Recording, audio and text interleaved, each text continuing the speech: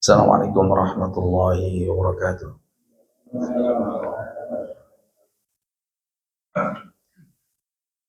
Alhamdulillah hamdan katsiran tayyiban mubarakan fih mubarakan alaihi kama yuhibbu rabbuna wa yardah.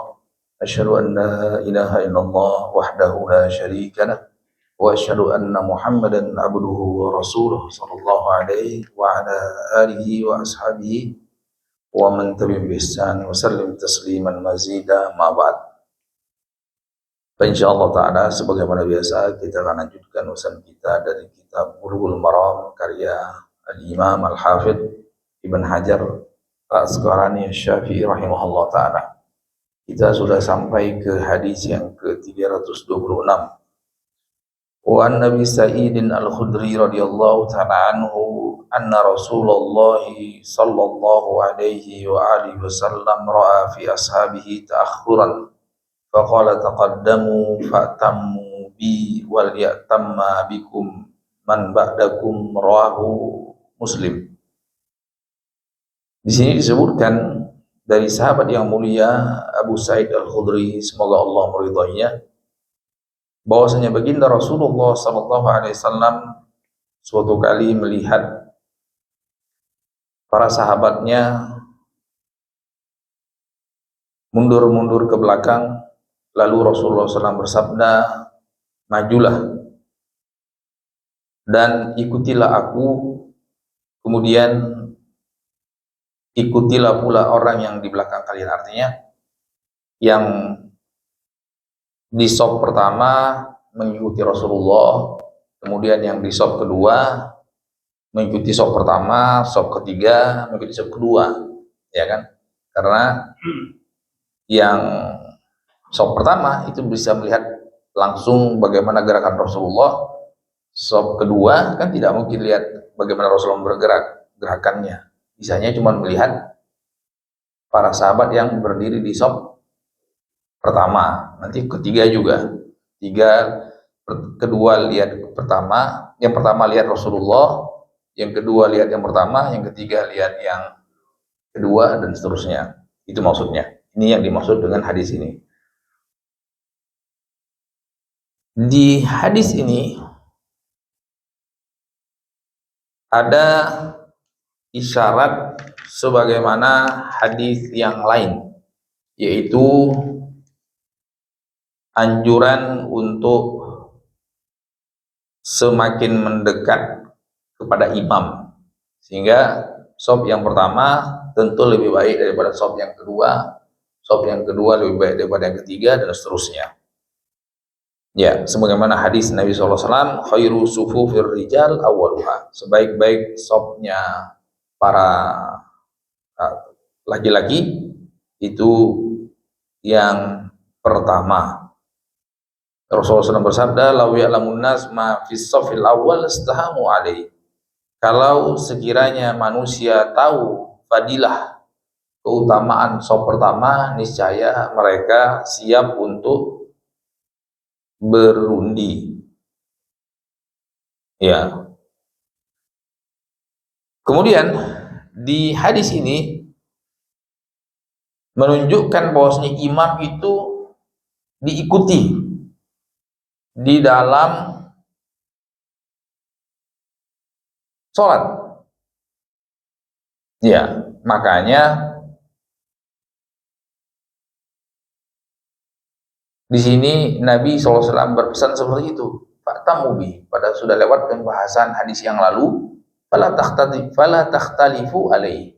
Jangan kamu sekalian, kata Nabi, tampil beda dengan imam. Jadi kalau imam berdiri ya kita berdiri, kalau imam duduk kita duduk, kalau imam ruku kita bersegera ruku, kalau imam bangkit kita segera bangkit, imam sujud kita sujud, imam bangkit dari sujud kita pun bangkit bersegera. Dan sudah lewat penjelasannya bahwasanya yang dituntunkan oleh Rasulullah SAW itu ketika menjadi makmum bersegera mengikuti imam. Jadi ketika imam ruku, bersegera kita ruku. Ya, berbarengan hukumnya makruh. Tapi semestinya setelah imam, di imam ruku kita bersegera kemudian ruku. Ya, lebih cepat haram, lebih lambat itu juga haram kalau seandainya lewat satu rukun. Jadi yang paling pas, imam ruku bersegera ruku, imam bangkit bersegera bangkit, jangan dilambat-lambatkan, jangan pula berbarengan, jangan pula kecepatan, seperti itu. Kemudian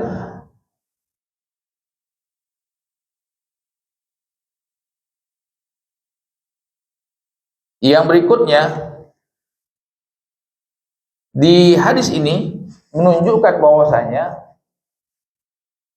para jamaah atau para makmum, terutama di shaf yang kedua, yang ketiga, yang keempat, itu kan tidak bisa melihat imam.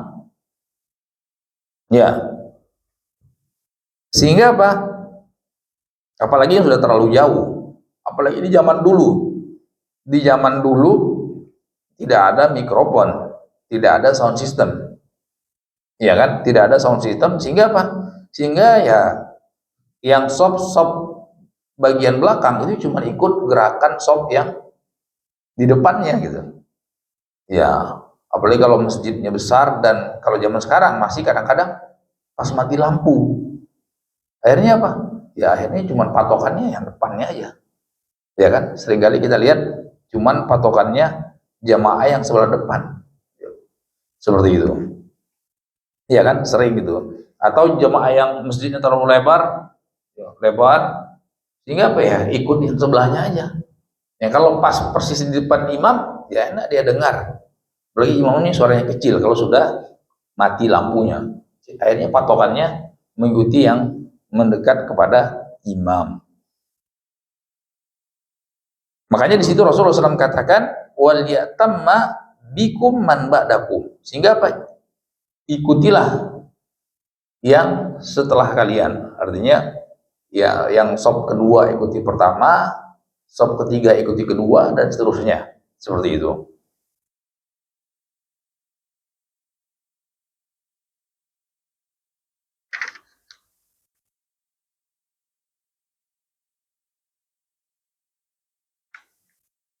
Tapi sebagian ulama ada yang memaknai hadis ini wal yatamma bikum man ba'dakum, artinya ini secara maknawi, artinya para sahabat mengikuti Rasulullah, kemudian setelah sahabat siapa? Tabi'in mengikuti sahabat, kemudian para tabi'in mengikuti tabi'in, dan seterusnya sampai kepada kita. Sampai terutama sampai kepada ulama-ulama penyusun kitab gitu. Ya, sampai kepada ulama-ulama penyusun kitab. Ya, seperti misalnya Imam Muslim, di sini hadisnya kan Imam Muslim, atau Imam Bukhari. Itu kan Imam Muslim sama Imam Bukhari kan tidak ketemu langsung dengan Nabi. Ya kan? Harus pakai perantara ulama-ulama diantaranya. Ya, misalnya Rasulullah ajarkan kepada sahabat, di sini misalnya Abu Sa'id Al-Khudri. Nanti Abu Sa'id Al-Khudri ya sampaikan kepada tabi'in. Tabi'in sampaikan kepada atba' tabi'in atau tabi'in. Kemudian terus sampai ke Imam Muslim atau sampai kepada Imam Bukhari. Seperti itu. Baik perkataan ataupun perbuatan Rasulullah Shallallahu Alaihi Wasallam. Kemudian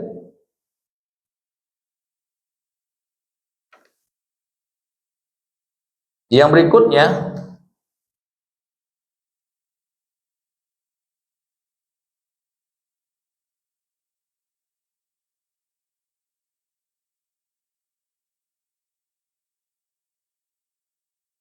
dari situlah dinamakan sholat jamaah, dikatakan sholat jamaah.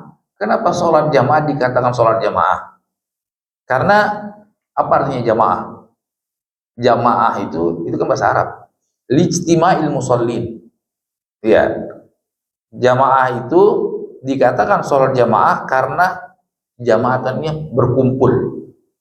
Ya, berkumpul atau bersatu. Ya, berkumpul atau bersatu para jamaah yang sholat dalam apa? Dalam perbuatan, tempat, dan waktu. Ya, itulah namanya jamaah. Sholat jamaah dikatakan jamaah karena di situ ada sekelompok manusia yang berkumpul dalam satu gerakan, ya, tempat dan waktu. Jadi satu kesatuan. Makanya dikatakan sholat berjamaah. Kalau bisa-bisa sendiri-sendiri bukan jamaah namanya.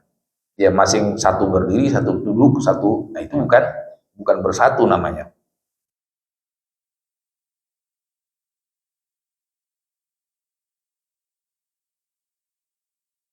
Nah, dari sinilah banyak pertanyaan, ya, banyak pertanyaan. eh, Sepertinya bukan cuma jamaah Indonesia, di seluruh dunia itu sering saya dengar dan temukan banyak jamaah yang bertanya, terutama ketika sholat di mana? Di Masjidil Haram. Boleh tidak sholat dari hotel? Ya kan? Jadi imam di mana? Di depan Ka'bah. Terus kita di dalam hotel gitu. Ya, karena malas untuk pergi ke masjid, akhirnya apa? Jadilah makmum di dalam hotel. Ya, nah ini berdasarkan apa yang kita pahami dalam hadis ini, itu tidak boleh. Kalau mau sholat, misalnya nggak kuat ke masjid, misalnya sakit, kecapean dan lain sebagainya, sholat saja. Ya, tapi buat sendiri jamaah di dalam hotelnya atau sholat sendirian di hotelnya, bukan jadi makmum. Kenapa? Tadi, kenapa dikatakan sholat jamaah itu jamaah? Karena dia berkumpul, bersatu.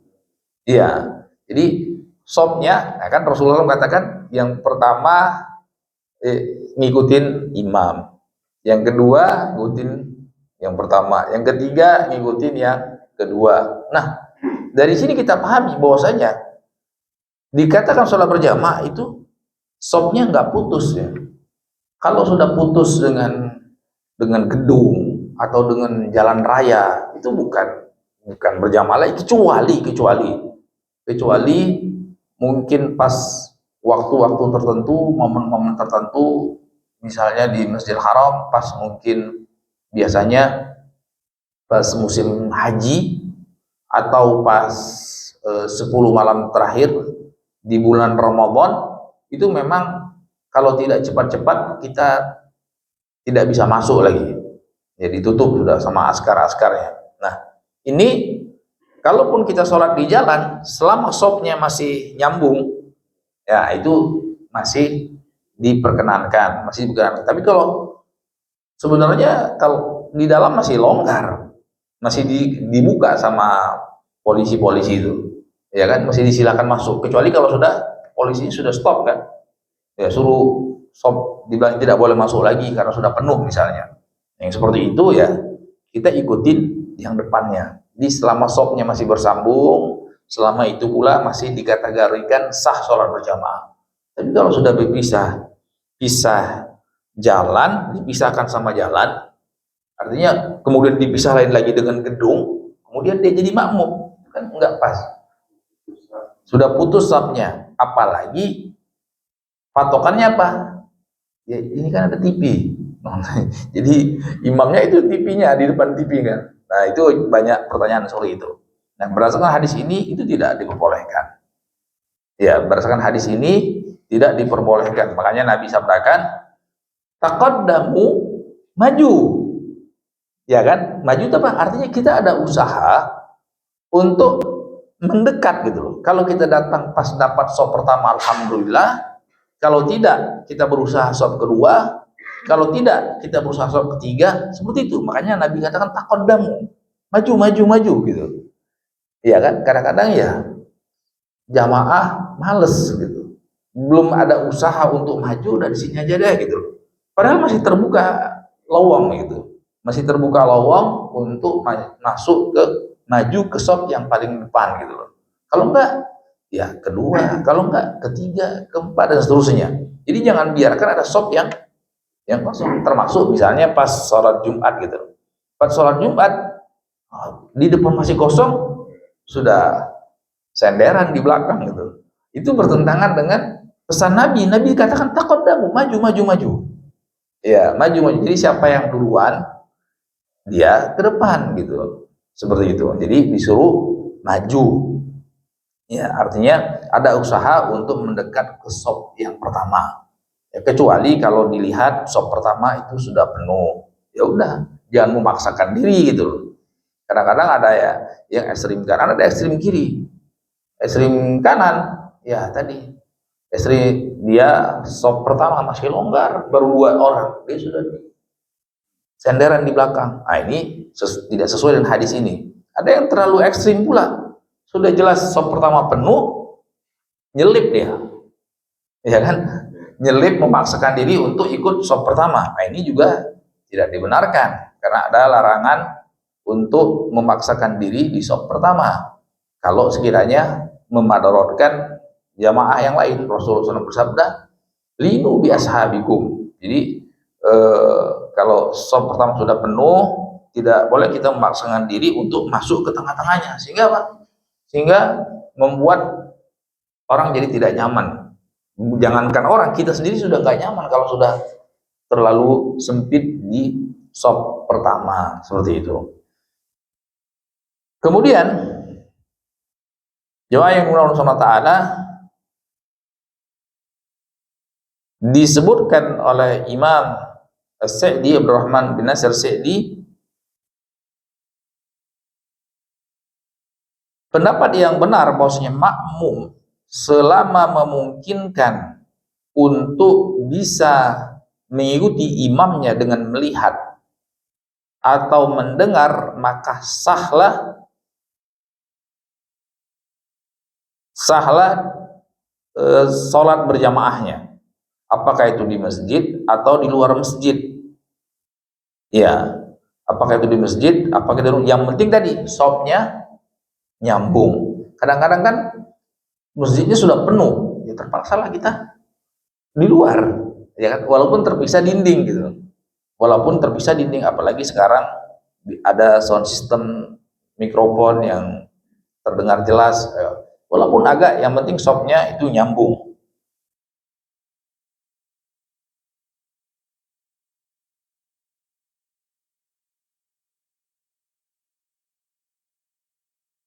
Ya, makanya dikatakan oleh Imam Nawawi, syarat sahnya menjadi makmum itu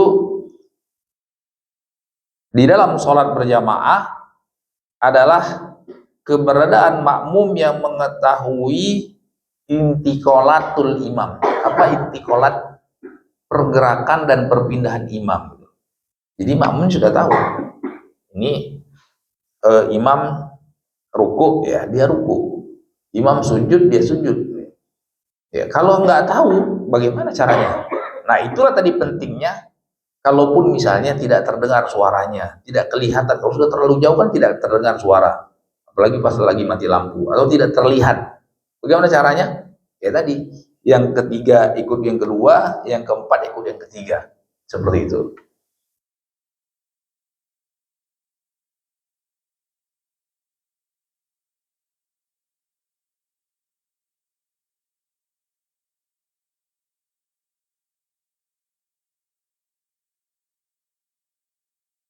Kemudian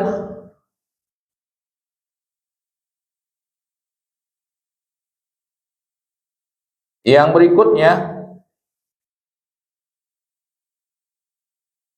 permasalahan kapan dianjurkan bagi jamaah atau bagi makmum untuk berdiri ketika iqomat gitu. Nah di sini kan Allah Akbar, Allah Akbar, la ilaha illallah, Rasulullah, hal salat, hal falah, qad qamatis salah, qad qamatis salah, Allah Akbar, Allah Akbar, la ilaha illallah. Nah di sini ada perbedaan pendapat di antara ulama. Ada sebagian ulama mengatakan ketika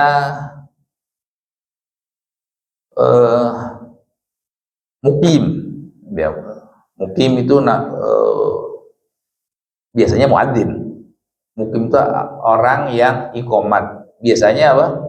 Biasanya muadzin. Walaupun kadang-kadang ya muadzinnya nggak kelihatan, ternyata dia di toilet gitu. Imam sudah datang, maka di sini sebagian jamaah diperbolehkan untuk qomat gitu. Walaupun asalnya yang iqomat, yang azan dia pula yang iqomat, semestinya seperti itu. Tapi kan kadang-kadang yang azan muadzinnya ada uzur. Misalnya sakit perut, dia pergi ke toilet, imam sudah datang. Ya, maka jamaah diperbolehkan atau dianjurkan untuk iqomat. Nah, di sini kapan? Sebagian ulama ada yang mengatakan ketika muadzinnya atau muqim itu membaca hayya 'alas shalah. Sebagian ulama ada yang mengatakan itu pendapat Abu Hanifah. Sebagian ulama ada yang mengatakan ketika muadzinnya membaca qad qamatis shalah. Ya, qad qamatis shalah. Ini pendapat Imam Malik dan pendapat Imam Ahmad. Pendapat Imam Syafi'i kalau sudah selesai. Jadi Allah Akbar, la ilaha illallah, baru berdiri. Jadi di sini ada tiga pendapat, ya, ada tiga pendapat di antara ulama. Nah, di sini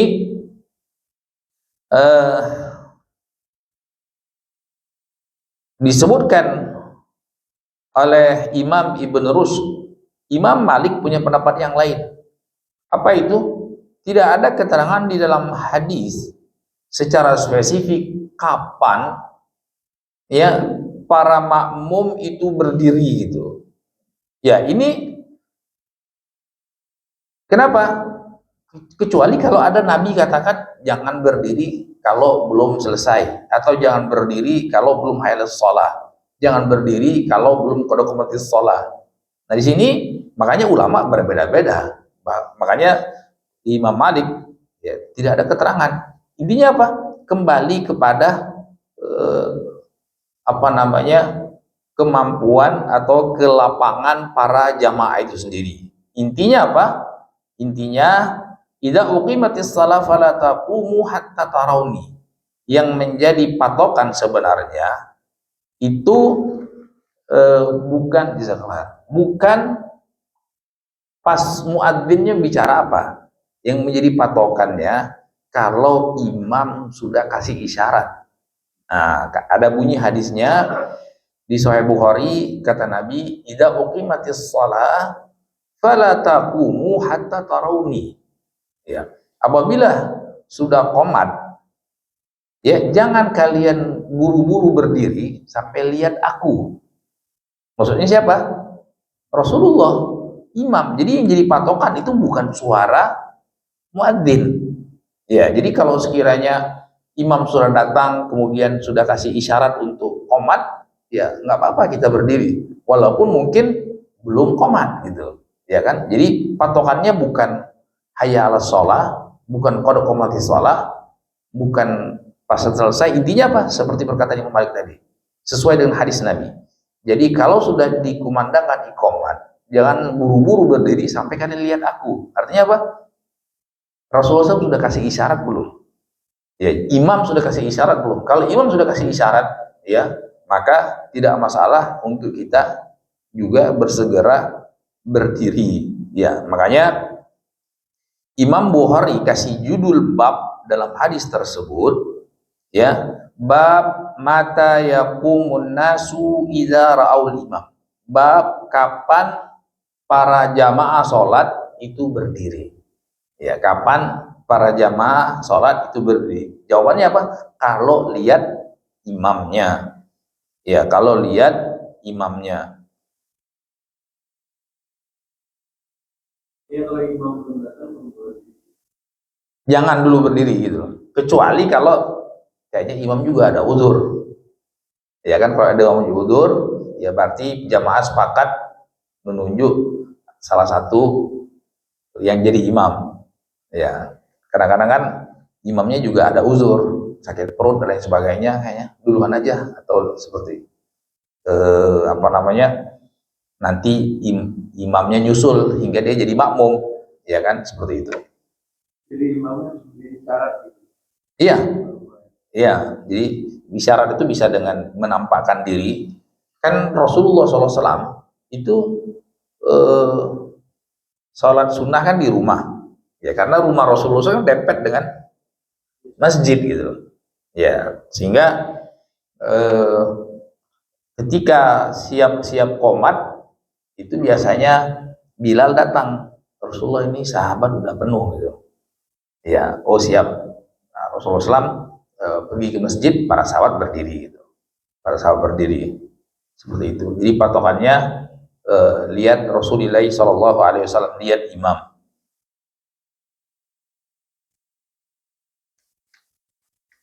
Kemudian di sini ada pertanyaan. Ya.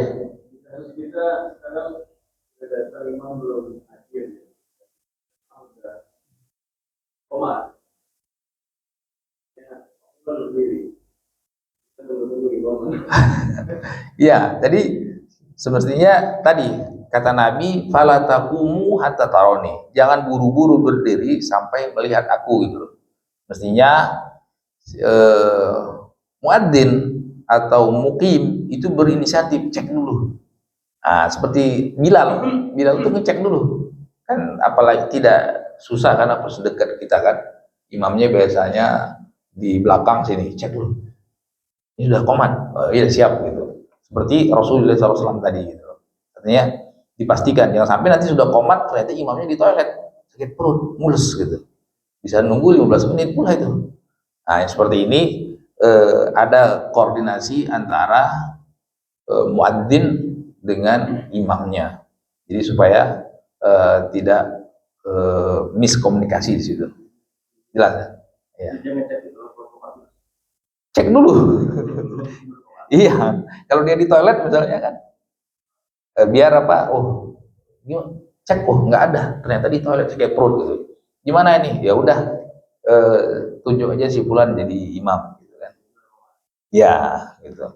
Kalau komat dulu kan ternyata bingung nanti tunjuk-tunjukan tuh, dorong-dorongan tuh, kamu dulu, kamu gitu. Paham ya? Ya, makanya eh, tidak di zaman Rasulullah SAW itu para sahabat nggak asal main tunjuk gitu. Biasanya siapa? Biasanya ya Abu Bakar. Kalau sekiranya Rasulullah SAW ada uzur, itu nggak ada yang tiba-tiba memberanikan diri untuk jadi imam. Ya, kecuali yang ditunjuk oleh Nabi Muhammad SAW. Dalam hal ini siapa biasanya? Abu Bakar. Dalam hal ini Abu Bakar. Kecuali eh, pernah dalam satu kali kesempatan, Abdurrahman bin Auf, ya, Abdurrahman bin Auf itu pernah jadi imamnya Rasulullah SAW. Jadi Rasulullah jadi makmumnya. Nah, itu pernah. Tapi yang lazim, yang lumrah itu Abu Bakar. Kecuali kalau sekiranya Abu Bakar juga ada uzurnya seperti itu. Ya, jadi ada koordinasi antara muadzin dengan imamnya. Di antara Bilal dengan Rasulullah SAW. Siapa yang sekiranya kalau sekiranya Rasulullah ada uzur, siapa yang berhak jadi imam? Itu kan harus ada koordinasi gitu. Rasulullah SAW perintahkan Abu Bakar, kalau enggak ya mungkin sahabat-sahabat yang lain yang terdekat dengan Rasulullah SAW. Seperti itu. Ya. Tubuh terutama ya. Ya.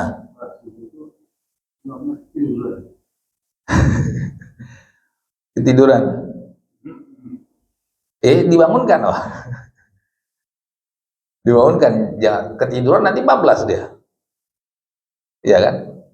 Dibangunkan. Maka saya pikir tadi pulang kampung. Nah ini perlu dibangunkan supaya jangan sampai mungkin kita husnuzon malamnya terlalu lama tahajudnya dan lain sebagainya gitu. Nah itu dibangunkan supaya karena itu haknya imam rawatib untuk jadi imam atau orang yang ditunjuk oleh imam seperti itu. Seperti itu. Ada lagi? Kalau kira itu orang lain. Ya, tinggal misalnya semestinya apa? Semestinya ada koordinasi antara muadzin dengan imam. Ya bangunkan, apalagi dekat misalnya kan, bangunkan imamnya supaya imamnya siap-siap. Tapi kalau sudah ketiduran, sudah waktu sudah masuk, sudah tinggal komat, ya seperti apa namanya yang kita sebutkan tadi, sekiranya ada naibnya, pengganti atau badal imamnya, ya kan? Sama seperti misalnya pas khutbah Jumat gitu. Pas khutbah Jumat kita tidak bisa prediksi. Kalau tetap memaksakan nunggu imam khotib sampai, ya bisa jam 1 baru sholat Jumat gitu kan. Nah yang seperti ini ya berinisiatif jamaah masjid untuk siap-siap menjadi imam dan khotib. Ya seperti kemarin misalnya, kemarin kan hari Jumat. Kalau hari Jumat hujan, wah sudah wassalam. Yang biasanya bisa kita tempuh 1 jam ya dengan waktu yang normal, ya bisa 2 jam belum sampai, ya kan, bisa 2 jam belum sampai, bisa 2 jam setengah. Nah yang seperti ini ya apa boleh buat, ya kan, harus cari badal atau pengganti gitu ya. Seperti kemarin saya khutbah di Kominfo hampir 2 jam nggak sampai-sampai, hampir 2 jam nggak sampai-sampai, tiba-tiba pas sampai sudah adzan gitu. Pas sampai sudah adzan, akhirnya mungkin jamaah tunjuk pas ke qadarullah tidak ada badal, biasanya ada khotib yang badal gitu. Sekarang ini akhirnya apa ya, salah satu ASN yang ada di Kominfo itu mungkin tunjuk-tunjukkan mereka. Ya, akhirnya PD aja salah satu naik dengan yang penting baca satu ayat, baca Al-Fatihah aja udah diterjemahin ringkas, sudah selesai gitu. Mungkin tidak sampai 5 menit gitu, mungkin sudah terlanjur grogi dia ya. Seperti itu. Nah ini tapi tidak apa-apa, supaya apa, supaya tidak memadorotkan para jamaah gitu loh. Karena khawatir kalau sekiranya namanya macet, apalagi di Jakarta, tidak bisa diprediksi sampai kapan gitu. Nah di sini dalam kondisi-kondisi tertentu apabila ada uzur, maka jamaah bersepakat untuk mencari badal, baik khatib ataupun imam, seperti itu. Ada lagi? Kalau nggak ada kita tambah lagi hadisnya ya. Tadi kan baru 1 hadis. Kemudian hadis yang berikutnya 327.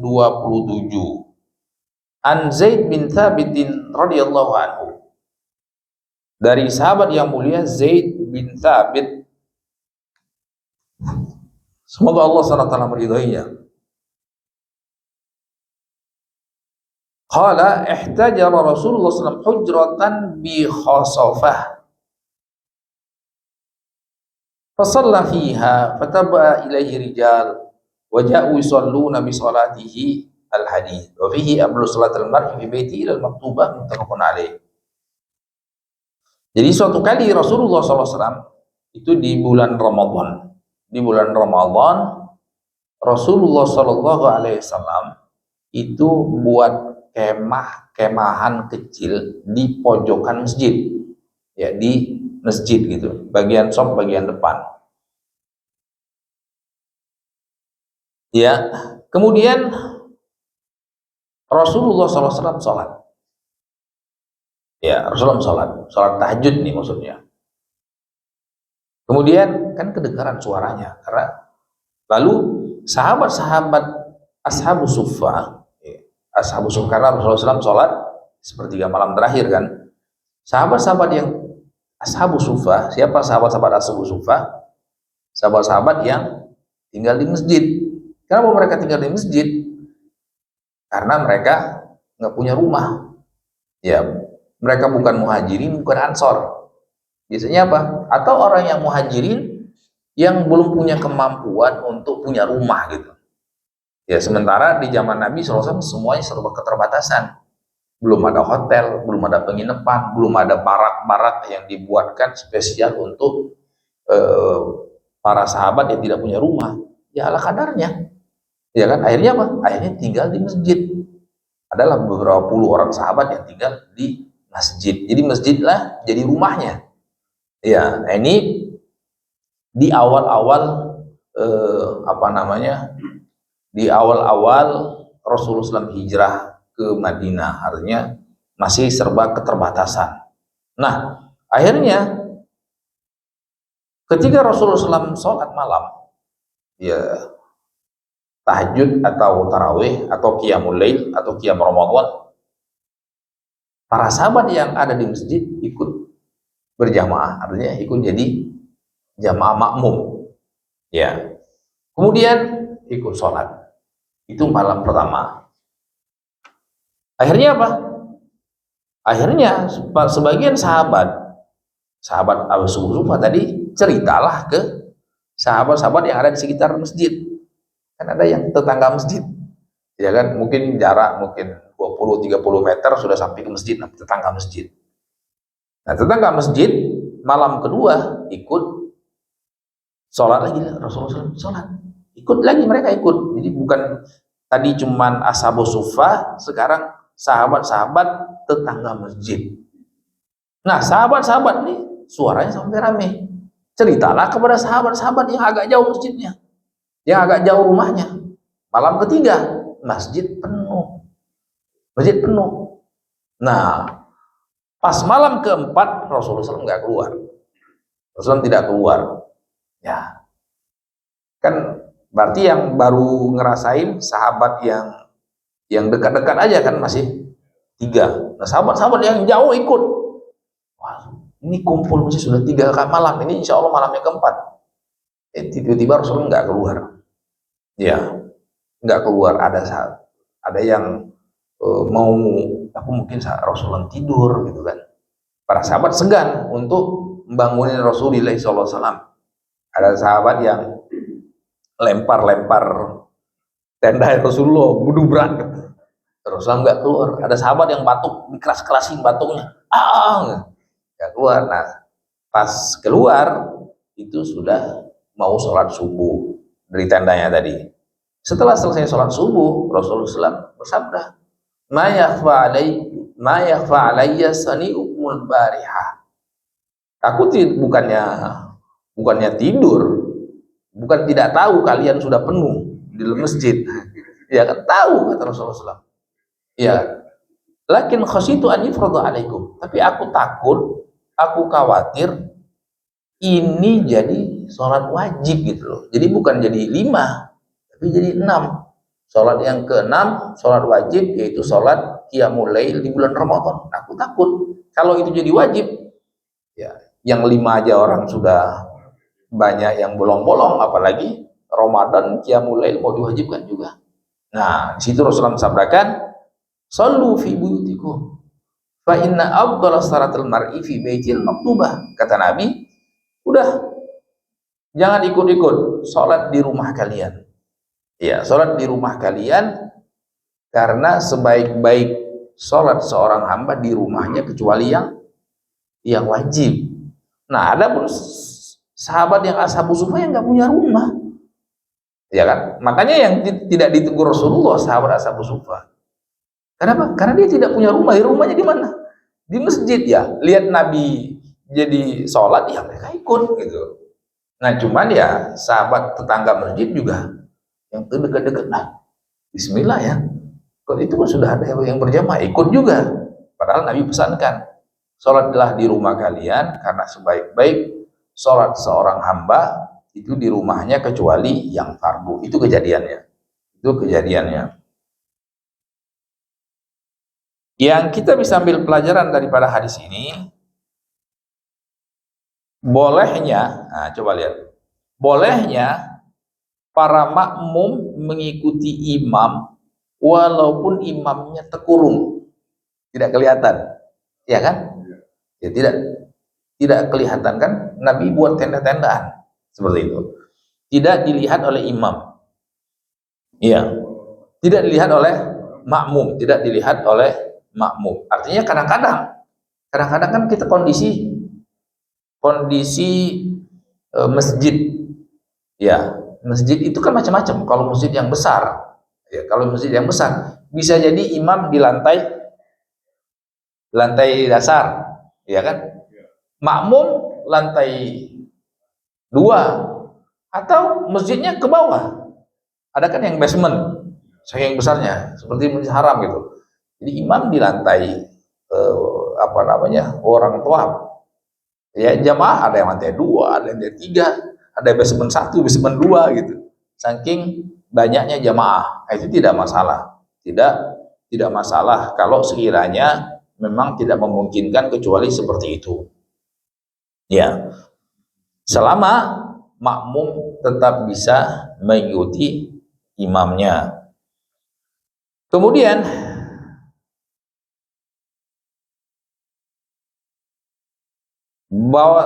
bahwasanya di sini Nabi berpesan, sholat yang terbaik bagi seorang hamba itu di rumahnya, kecuali yang fardu. Artinya apa? Sholat sunnah itu yang paling baik justru di rumah. Ya, sholat yang terbaik justru di rumah kecuali yang fardu. Ini untuk laki-laki, ya kan? Kalau untuk perempuan, ya kalau laki-laki yang terbaik di masjid, ya, yang sunnah di rumah. Untuk perempuan ya mau wajib mau sunnah yang lebih bagus di rumah. Sebagaimana hadis-hadis yang lalu yang telah kita bahas. Bahwasanya sebaik-baik sholat seorang perempuan itu di rumahnya, walaupun tetanggaan dengan masjid Nabi. Ya, itu bagi perempuan. Tetap saja di rumahnya lebih besar pahalanya. Subhanallah. Jadi itu keterangan dari syariat. Jadi Nabi, kan ada para wanita sahabat Nabi, ya Rasulullah, kami ini wanita juga pingin jadi makmum engkau, bukan cuma laki-laki aja, ya kan? Di masjidmu, apa kata Nabi? Ya, aku tahu setiap kaum muslimin dan muslimat pingin sholat bersamaku di masjidku, ya kan? Tapi wahai para wanita, sholatlah di rumah kalian, kata Nabi, ya kan? Kenapa? Sholatukunna fi buyutikunna khairun lakunna min sholatikunna fi masjidi wa ma'i. Sholat kalian di rumah kalian lebih baik daripada sholat kalian di masjidku, ya, bersamaku gitu, ya kan? Padahal itu masjid Nabi dan imamnya Nabi. Apalagi bukan masjid Nabi, imamnya juga bukan Nabi gitu, seperti itu, ya kan? Tapi tetap Rasulullah SAW melarang sahabat untuk jangan, kalau mereka tetap ingin di masjid ya silakan. Ya Nabi sudah salah, la tamna'u ima Allah masajid Allah. Ya, jangan kalian larang kalau para wanita memaksakan diri untuk datang ke masjid. Silakan, tidak apa-apa. Cuman pesan Nabi jangan pakai wangi-wangian terus menutup auratnya, tidak masalah. Makanya tetap kita jumpai ada tetap sebagian para sahabat wanita yang ikut sholat berjamaah, walaupun tidak banyak, mungkin sekali 2 kali lah, ya sekali 2 kali tidak masalah. Tapi keseringannya, keumumannya para sahabat wanita itu sholat di rumahnya, sebagaimana pesan Nabi tadi. Tapi tadi kalau sekali-sekali mereka mau datang ke masjid, ya jangan dilarang, silakan saja. Walaupun pahala mereka sholat di rumah lebih baik, ya kan? Artinya ya seperti itulah. Kadang-kadang kan kalau dipikir-pikir, kenapa pula wanita memaksakan diri sholat di rumah? Orang sholat di masjid, orang di rumah pahalanya lebih besar. Terus mau cari apa gitu? Paling cari angin gitu, suasana baru balik gitu. Kalau dipikir-pikir kan enak. Artinya ini tuntunan syariat Islam memberikan kemudahan bagi ibu-ibu ya, mungkin ya kaitannya apa? Mungkin ada masakan, mungkin ada pekerjaan di rumah yang masih belum selesai gitu kan. Kalau sekiranya di rumah itu lebih memudahkan gitu, lebih memudahkan. Nah, adapun laki-laki yang memang terbiasa di luar gitu, ya keluar, dan itu memang yang diperintahkan oleh syariat agar para lelaki untuk sholat di masjid. Kemudian yang berikutnya,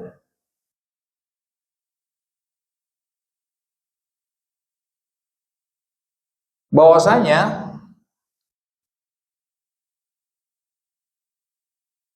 bolehnya meniatkan berjamaah itu walaupun di tengah-tengah sholat. Maksudnya kan sahabat kan tidak niat dari awal kan.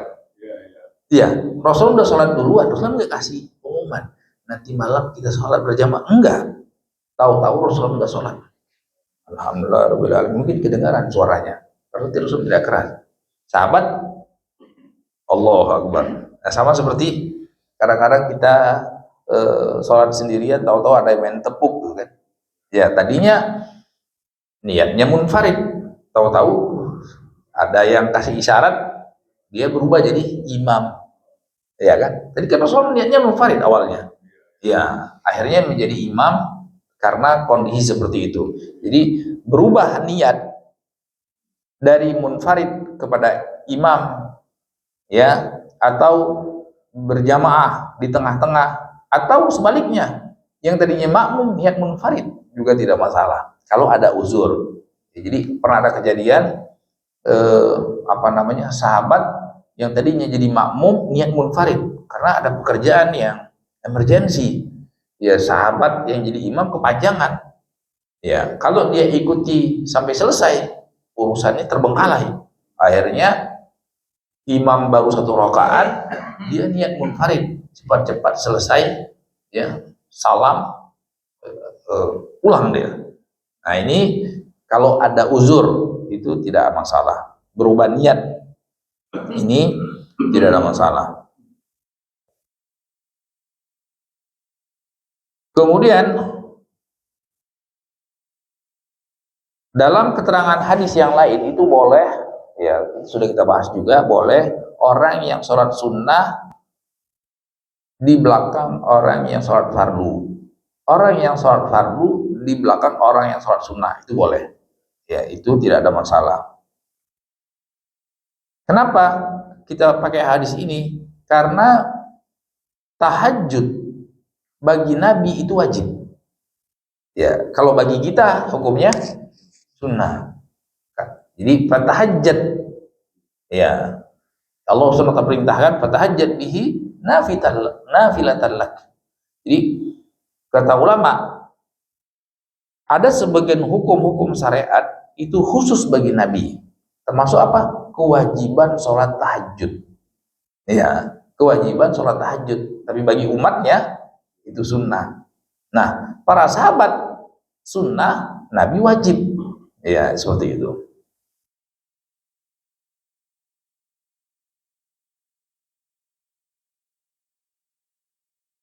Tapi mungkin kita cukup sampai sini, barangkali ada pertanyaan. Ya. Ya. Sudah sholat berjamaah.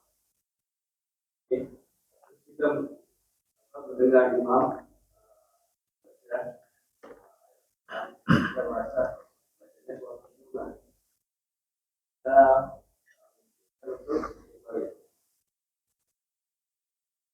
mengikuti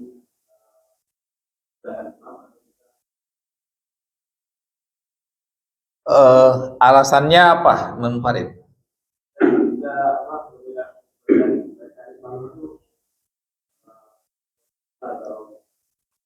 Ya, tergantung. Kalau sekiranya ketidaksempurnaan itu ada yang ekstrim, ada yang masih ditolerir. Kalau sampai kategorinya ekstrim itu kata ulama yang merubah arti. Yang merubah arti. Artinya makna ayat berubah gitu. Ini ekstrim. Ya, ini ekstrim. Jadi biasanya berubah itu karena tiga hal. Pertama, makhraj hurufnya. Makhraj huruf itu tempat keluar hurufnya beda. Semestinya ha, dia baca ha. Ya, ini berubah gitu. Walaupun tidak semua makhraj huruf itu ketika berubah arti, tetap ada, tapi kadang-kadang ya seperti tadi misalnya alhamdulillah dibaca alhamdulillah itu berbeda, jauh. Satu pujian bagi Allah, satu kebinasaan bagi Allah. Tapi ada misalnya siratal mustaqim, sebagian bacaan itu pakai sin, itu dimaafkan. Artinya bukan dimaafkan, memang ada bacaan yang benar, ya itu sirat pakai sin, siratal mustaqim, ada, benar itu, nggak salah. Ya, karena sebagian keterangan apa namanya qiraah itu bacanya sirat, ada yang bacaannya ziratal mustaqim, itu juga benar gitu. Nah, kalau seperti ini masih dimaafkan. Nah, tapi kalau sudah tadi seperti alhamdulillah, itu semuanya alhamdulillah, nggak ada baca alhamdulillah, apalagi alhamdulillah. Ya, pernah kadang-kadang di sebagian tempat susah ngomong alhamdulillah, misalnya alhamdulillah. Nah, ini juga salah. Itu bisa berbahaya. Maknanya apa namanya? Keburukan bagi Allah SWT. Nah, kalau sudah ekstrim, nah itu tidak apa-apa kita munfarid, bisa cepat atau bisa berbarengan sama imam, tapi niatnya sudah munfarid gitu. Seperti itu. Atau misalnya sebagian ulama bisa bilang membatalkan. Jadi membatalkan sholatnya karena kaitannya dengan bacaan Al-Fatihah ini yang prinsip gitu loh. Kalau mungkin kadang-kadang ada Al-Fatihahnya benar bacaannya dia, tapi pas baca, dan ini banyak lazim di negara kita dan negara-negara yang tidak berbahasa Arab, ya, atau ajam. Jadi bacaan yang benar bacaan Al-Fatihahnya doang. Tapi kalau sudah bacaan yang lain, surat-surat yang lain salah-salah gitu, itu masih dimaafkan. Jelas? Ya. Ya. Ya. Ya. Kalau kita sedang melakukan sholat, Ya. kita sedang pada kemudian ada makmum. Ya. Ya. Begitu kita salam, kita bisa nggak jadi makmumnya yang tadi? Boleh. Boleh. Boleh. Jadi kita sholat qobliyah zuhur, Ya. misalnya apa namanya jamaah dan selesai kan pertama. Ya. Kita di rokaat Terakhir. Jamaah. Ya. Ya. Ya. Kita jadi makmumnya. Boleh. Ya. Cuman nanti makmum pasti bingung. Tapi saya sholat. Jadi sekarang saya paling nggak ada masalah itu. Ya, tidak ada masalah. Jadi boleh yang wajib sholat di belakang sunnah, yang sunnah sholat di belakang yang wajib, nggak ada masalah. Cuman pasti dia bingung, kok sholat dua kali gitu dia. Ya. Tapi tidak masalah, biarin aja dia bingung sendiri. Ya. Dilarang mendirikan dua jamaah dan satu masjid. Ya. Ya. Itu pemahamannya gimana? Pemahamannya gimana? Maksudnya gimana? Pertanyaan. Dilarang mendirikan sholat atau dilarang ada dua imam. Ya. Ya. Oh, yang tidak boleh di dalam masjid sudah berdiri berjamaah, kita buat jamaah lagi. Jadi ada dua majelis itu yang tidak boleh. Iya, iya seperti itu. Bagaimana kalau kita lihat apakah itu juga berlaku untuk jemaah-jemaah yang mempunyai ketinggalan di sholat jemaah? Oh iya, iya. Berarti tidak boleh kalau apa namanya di dalam masjid ya satu satu imam ya, kecuali mungkin Masjidil Haram, kita kan nggak tahu di ujung sana di ujung sana gitu. Kalau masjidnya kecil gitu, kata Allah masalahnya taswis. Taswis itu apa? Taswis itu mengganggu konsentrasi. Artinya pasti masa bedanya cuma 3 meter atau 5 meter lah seperti masjid kita. Kok bisa ada dua jamaah gitu kan? Nah itu taswis tadi mengganggu konsentrasi jamaah. Tapi kalau masjidnya besar sekali seperti Masjidil Haram, itu kan ada yang di pojokan situ mungkin ada 4-5 jamaah dalam satu waktu, ya kan? Ya seperti itu. Apalagi apa istilahnya ustadz-ustadz suka bikin guyonan apa namanya ini ya kita nih ex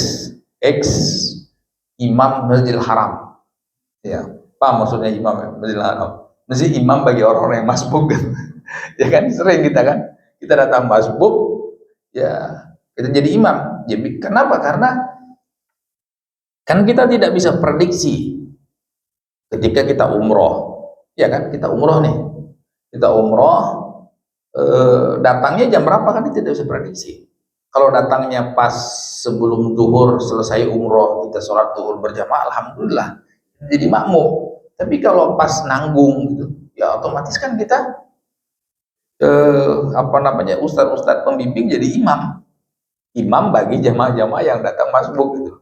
Nah seperti ini ya, mungkin jamaah di sini imam, jamaah di sana imam, jadi nah, kalau kondisi seperti itu ya dimaafkan. Tapi kalau kondisi masjid yang kecil yang bisa mengganggu, maka tidak diperkenankan kecuali kalau sekiranya masjid-masjid di terminal atau masjid di bandara atau masjid di rest area. Nah itu pengecualian dan itu lazim di mana-mana gitu. Kalau masjidnya terminal, rest area atau stasiun atau itu pasti orang mau buru-buru tuh.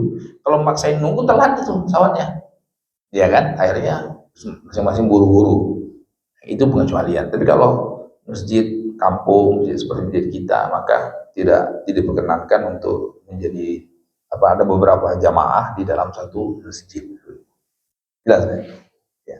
Seperti area itu kan ada jemaah gitu ya.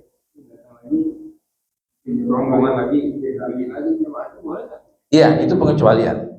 Pengecualian karena ya pasti dilandasi dengan ketergesaan. Masing-masing punya hajat. Ya, masing-masing punya hajat sehingga kondisinya sendiri-sendiri gitu. Ya, kondisinya sendiri-sendiri. Seperti itu. Tapi sebisa mungkin apalagi sholat yang jahriyah itu agak mengganggu gitu. Kalau sekiranya masjidnya kecil, ya kan,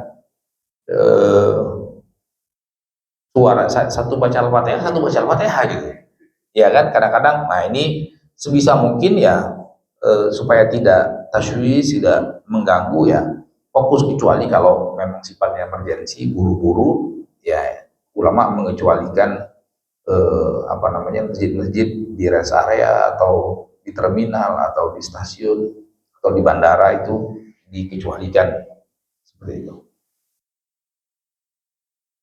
Ya. Dalam kajian yang lalu ada keutamaan bagi makmum mengambil sebelah kanan. Pertanyaannya, kanan itu dimulai dari mana? Kalau bertanya imam, kanan itu ya kanannya imam. Iya, sebelah sini. Berarti bukan paling kanan. Bukan. Jadi begini, jangan salah paham. Jadi misalnya berdiri imam, terus makmum ada 3, ya kan? Kan satu kan persis di belakang imam. Nah, persis di belakang imam. Nah, kemudian 2, pilihannya mana? Kita ambil kanan apa kiri? Ambil kanan. Iya. Tapi datang jamaah yang berikutnya bukan kanan lagi. Akhirnya apa? Kiri kosong, miring ke sana semuanya. Bukan itu maksudnya. Paham ya? Ya, itu kesalahpahaman. Misalnya sudah kondisinya, karena miring kan, bukan seperti itu. Justru yang paling bagus itu yang dekat dengan imam. Makanya Abu Bakar selalu di belakang imam. Kan kalau di belakang imam kan itu bukan kanan bukan kiri, ya tidak? Iya. Kalau persis di belakang imam itu kan tidak kanan tidak kiri. Itu yang paling fakih, yang paling abdol misalnya. Karena kata Nabi, liyali ini minkum ulul ahlam wan nuha. Jadi biasanya di belakang Rasulullah itu persis Abu Bakar. Nah kan kalau sudah persis di belakang imam, ada pilihan nih bagi jamaah, dia mau ke kanan atau ke kiri atau ke kanan, ya kanan gitu. Tapi datang jamaah berikutnya jangan ke kanan lagi, ke sini. Nah, itu maksudnya. Ya kalau enggak salah paham, kiri aja. Bayangin kalau Masjidil Haram diambil kanan terus. Ya kan? Nah, itu maksud daripada hadisnya. Jadi kalau ada 2 pilihan, ambil yang itu. Tapi bukan berarti mengosongkan yang kiri, kanan terus. Ya, seperti itu. Itu ada hadis yang dari situlah kesalahpahaman. Hadisnya sebenarnya tidak sahih, walaupun ada ulama mensahihkan. Hadisnya bunyinya seperti ini. Innallaha wa malaikatahu yusholluna ala man yaslis sufuf. Itu yang benar.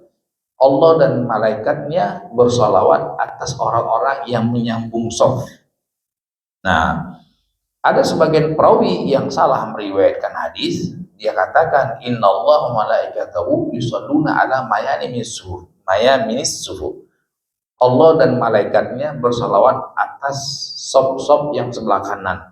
Nah, atas dasar hadis yang dhaif ini pemahaman jadi salah gitu. Pemahaman jadi salah. Tapi kenapa kita katakan kalau cuma 3 yang kanan lebih bagus? Nah, itu hadis yang umum, anjuran untuk mengutamakan yang kanan, itu umum. Jadi kalau berpakaian kanan dulu gitu kan. Ya, itu kalau pakai sandal kanan dulu, kalau mau pergi masuk masjid kanan dulu, itu umum. Tapi kalau secara spesifik hadisnya tidak sahih. Ya, sudah jelas. Ya. Ada lagi? Ya. Bagaimana posisi makmum ketika imamnya itu cacat kaki itu? Maksudnya? Cacat kaki. Ketika dia melihat imam, kemudian sakit perut, kemudian dia tidak bisa berdiri itu. Itu cuma kondisi imam makmum. Itu makmum maksudnya cacat itu nggak bisa berdiri. Cacat itu kan ada yang buta, cacat. Ada yang nggak bisa terlihat. Maksudnya cacatnya tuh nggak bisa berdiri. Kan cacat kan banyak, Pak. Nggak bisa lihat cacat. Ya kan, nggak bisa dengar cacat. Nggak bisa ngomong cacat juga. Imam yang cacat dijadikan imam, dia cacat gitu, boleh nggak? Cacat, maksud saya tadi cacatnya kakinya tidak bisa berdiri. Ya, ya, ya. Jadi kata ulama, ulama sepakat kalau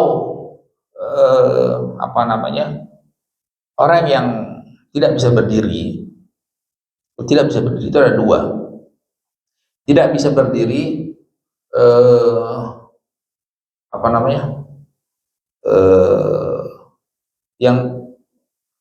yang nggak diharapkan, yang nggak mungkin lagi bisa berdiri, itu apa namanya?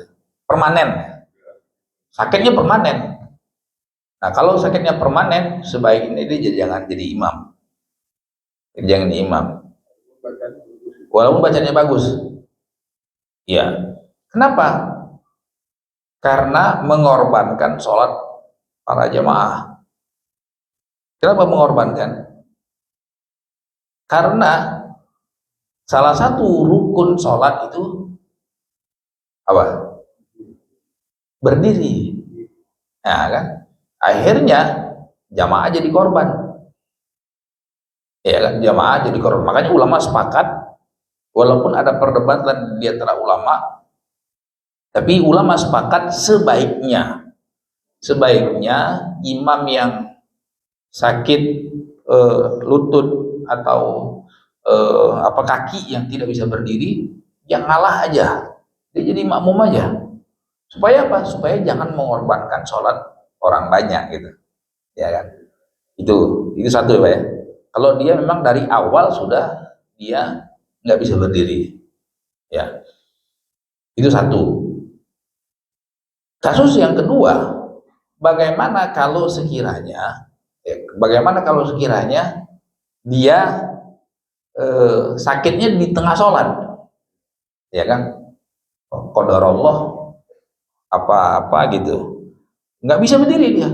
Dan di awal sholat bagus-bagus saja, Allahu Akbar berdiri. Nah pas mungkin pertengahan sholat, rakaat kedua, rakaat yang ketiga, dia dia nggak bisa berdiri lagi sudah. Nah tidak bisa berdiri lagi. Kalau kondisi seperti ini ada hadisnya. Kalau kondisi seperti ini,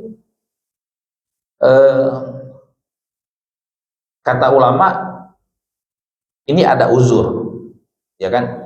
Ada uzur, ikutin imam. Jadi imam berdiri waktu dia bisa berdiri, dia berdiri. Imam kondisi duduk, ya udah duduk. Berarti apa? Para jamaah nggak ada yang berdiri, paham kan? Jadi sampai selesai duduk aja terus. Bisa pakai syarat-syarat gitu. Ya, kalau kondisinya imamnya di tengah sholat, paham ya? Di tengah sholat, accident gitu. Accident itu kecelakaan, maksudnya pas lagi insidentil, Allahu Akbar, rakaat pertama bagus, rakaat yang kedua lah nggak bisa lagi dia berdiri. Ya udah, jamaah ikut gerakan imam. Jadi jangan memaksakan berdiri gitu. Ya, kata Rasulullah SAW, idza shalla qa'idan fasallu qu'udan ajma'un. Jadi kalau imamnya sholat sambil duduk, maka kalian sholat juga sambil duduk. Jadi hampir mirip sebenarnya, hampir mirip kejadiannya. Rasulullah SAW pernah sakit juga, tapi di akhir hayatnya, seperti itu. Jadi pernah dalam satu kejadian, pernah juga Rasulullah SAW dalam satu kejadian, Rasulullah SAW sholatnya duduk, kemudian di sebelah Rasulullah itu Abu Bakar. Iya, di sebelah Rasulullah SAW itu Abu Bakar, ya, sholat. Jadi yang jadi patokannya Abu Bakar. Rasulullah SAW sudah nggak kuat lagi berdiri, sudah tidak kuat lagi bersuara. Akhirnya Pak Abu Bakar yang tabligh itu memperdengarkan suara dengan keras. Jadi Nabi Allahu Akbar, ya itu seperti itu. Artinya kalau sekiranya imamnya sudah nggak kuat lagi, maka dikasih tabligh. Jelas ya?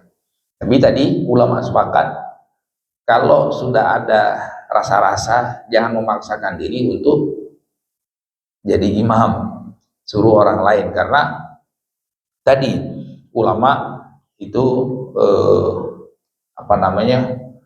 mengatakan jangan sampai imam tersebut mengorbankan sholat jamaah gitu loh.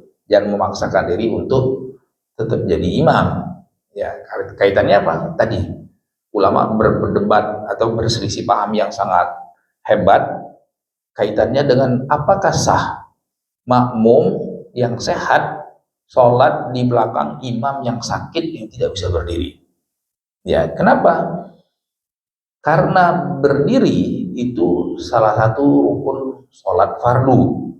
Ya, beda kalau kita sholat sunnah. Sholat sunnah boleh kan sambil duduk, sholat fardu pun tidak boleh. Sholat fardu tidak boleh sambil duduk, ya, kecuali kalau ada uzur seperti itu. Jelas kan? Kalau ini imamnya menggantikan makmum yang belakangnya, boleh nggak? Yang jadi imam. Ya. Tadi ini kasus kedua. Iya, kasus kan dia nggak begitu imam. Boleh saja. Boleh. Cuman gimana dia mau mundur? Dia sudah nggak bisa gerak kan? Boleh. Nggak ada masalah. Tapi ini sifatnya kan accident. Seperti itu. Siapa tahu qadarullah mungkin pas di tengah sholat kejadiannya entah keseliun, entah apa, sehingga dia tidak sanggup berdiri lagi. Nah, ya, seperti itu boleh. Jadi badal naib, ya, atau misalnya pas batal kan harus ada yang memang siap seperti itu. Ada lagi? Ya. Tentang sah pertama tadi. Ya. Hadisnya itu seandainya manusia tahu pahalanya, terus bakal undian gitu ya. Tapi tidak dikasih tahu pasal pahalanya. Kenapa? Pahalanya dikasih tahu. Kan seandainya manusia tahu, jadi kayak gitu. Maksudnya gini. Maksudnya kalau sekiranya manusia tahu, ya, keutamaannya, artinya justru ketika tidak dikasih tahu itu semakin membuat orang penasaran. Paham kan? Ya, di dalam bahasa Arab sesuatu yang sangat spesial itu nggak perlu, jangan dikasih tahu. Kalau sudah dikasih tahu nggak spesial lagi dia. Paham nggak? Nggak, artinya pahala nanti di sorga itu sangat spesial bagi bagi justru karena tidak dikasih tahu itu semakin istimewa gitu. Berarti apa ya gitu loh. Beda dengan sesuatu yang dikasih tahu. Paham ya? Sama seperti Nabi berpesan, kalau sekiranya orang-orang munafikin tahu keutamaan sholat subuh dan isya berjamaah, niscaya mereka akan mendatangi masjid walaupun dalam keadaan merangkak gitu. Nah, dalam bahasa Arab, dalam kaidah bahasa Arab itu ada namanya takdir, hadab dan takdir. Jadi ini kaidah bahasa Arab. Menunjukkan apa? Menunjukkan sangat spesialnya itu. Terus apa? Jangan dikasih tahu. Makanya Nabi kasih bahasa yang tidak. Kalau seandainya tahu, ya berarti apa? Ya jangan dikasih tahu. Kalau tidak dikasih tahu semakin penasaran. Yang jelas apa? Istimewa. Misalnya antum mau kasih surprise ke anak. Apa bi? Oh, nggak boleh tahu. Kalau tahu nggak spesial lagi gitu kan. Oh, namanya surprise. Surprise itu baru pas nanti kalau kamu berhasil, nanti ayah mau kasih siap hadiah. Kalau apa bi? Kita kasih tahu, wah sudah nggak istimewa lagi. Jadi barang itu baru terjadi ketika kita sudah berhasil. Nah, sama nanti baru kita lihat ketika nanti di sorga itu sangat spesial ya kan, membuat kita apa? Penasaran, itu poinnya ya, membuat kita kalau sudah dikasih tahu ya wah biasa aja lah artinya, tapi kalau tidak dikasih tahu itu membuat kita semakin penasaran. Hal-hal yang istimewa itu banyak di dalam bahasa Arab, sesuatu yang sangat istimewa itu tidak diperlihatkan atau disembunyikan seperti itu ya, jelas ya? Terus kalau orang udah terbiasa satu pertama, terus waktu dia bisa merasa pahalanya. Kenapa? Tergantung apakah masih terdapat pahala sholat pertama gitu. Tergantung, barangkali dia ada uzur. Sesuatu yang ada uzur itu dimaafkan. Jadi kalau dia ada uzur, bukan dia melambat-lambatkan. Kalau melambat-lambatkan itu yang tidak dapat pahala. Tapi kalau uzur, ya dia sudah berusaha untuk cepat, ya seperti biasa, ya. Tapi misalnya di tengah atau sakit perut atau apa segala macam, maka insya Allah dia masih dapat sebagaimana kebiasaannya, ya kan? Dalam sebuah hadis Rasulullah SAW bersabda, "Idza maridal abdu aw safar kutiba lahu maka yafalahu in kana muqiman aw sahihan." Kata Rasulullah SAW, kalau sekiranya seorang hamba itu sakit atau safar, maka akan dicatat pahala yang dia terbiasa lakukan ketika dia sedang mukim dan sedang sehat. Ya, jadi itulah pentingnya kita membiasakan amal soleh. Jadi kita biasa puasa Senin Kemis, ya pas safar kita enggak, itu dicatat pahalanya. Kalau atau pas sakit dicatat pahalanya, sama seperti tadi yang berkaitan dengan apa soal pertama dulu. Jelas ya? Cukup ya? Ya. Kita tutup dengan doa kafarat majlis. Subhanakallah bihamdika asyhadu an la ilaha illa anta astaghfiruka wa atubu ilaik. Assalamualaikum warahmatullahi wabarakatuh.